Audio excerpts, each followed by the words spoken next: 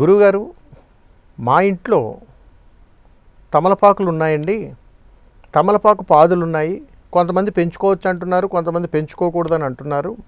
ఒకవేళ వీటిని పెంచుకుంటే కలిగేటువంటి లాభాలు, ఒకవేళ అవి పెరిగితే కొంతమంది నష్టాలు వస్తాయంటున్నారు. ఇవి ఎంతవరకు సమంజసం అనేటువంటి ఒక సమస్యకు చక్కటి పరిష్కారం.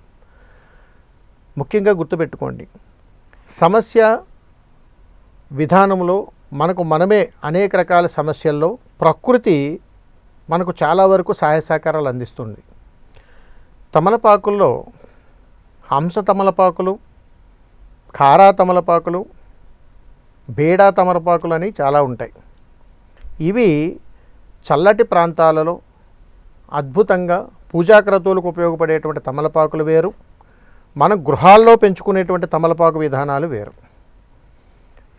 తీగ జాతికి సంబంధించినటువంటి మొక్కల్లో ఈ తమలపాకు తీగలు అనేటువంటి గృహాలలో కారా తమలపాకులు కానీ బేడా తమలపాకులు సంబంధించిన విధానాలుగా మనం పెంచుకుంటూ ఉన్నప్పుడు సమస్యలు అధికంగా తలెత్తుతూ ఉంటాయి.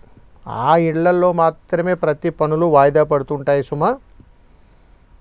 కాబట్టి ఏ విధానంలోనైతే పూజాక్రతువుకు ఉపయోగపడేటువంటి ఈ హంసా తమలపాకులను మనం ఉపయోగిస్తామో, అంటే వీటిని నాగావళి అని పేరుంటుంది, ఇవి అద్భుతమైనటువంటి ఫలితాలు ఇస్తాయి. ఇవి కాకుండా వేరే ఏ తమలపాకుల గృహాల్లో తీగజాతి మొక్కల్లో మనం పెంచినా కానీ తరచూ ఏదో ఒక సమస్యల్లో మనం చిక్కుకుపోతూనే ఉంటాం.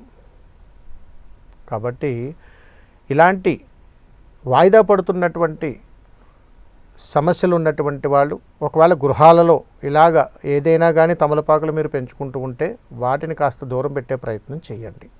శుభం. నమస్కారం.